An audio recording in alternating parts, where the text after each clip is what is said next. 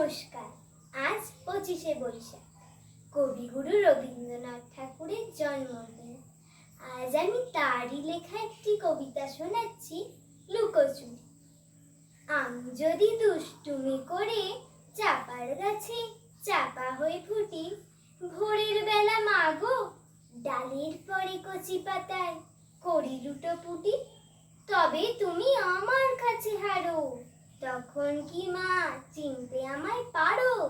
তুমি ডাকো, খোকা কোথায় ওরে? আমি শুধু হাসি চুপটি করে। যখন তুমি থাকবে যে কাজ নিয়ে, সবই আমি দেখব নয়ন মেলে।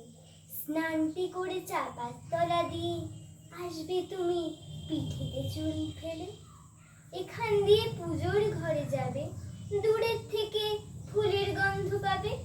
তখন তুমি বুঝতে পারবে না সে তোমার খোকার গায়ের গন্ধ আসে।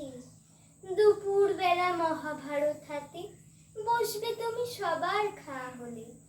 গাছের ছায়া ঘরের জানালাতে পড়বে এসে তোমার পিঠে কোলে। আমি আমার ছোট্ট ছায়াখানি দোলাবো তোর বইয়ের পরে আনি।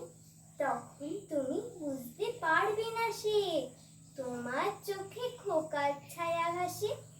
সন্ধেবেলা প্রদীপ খানি জেলে যখন তুমি যাবে গোয়াল ঘরে, তখন আমি ফুলের খেলা খেলে টুপ করে মা পড়বো ভুয়ে ঝরে। আমি আবার তোমার খোকা হব, গল্প বলো তোমায় গিয়ে কব।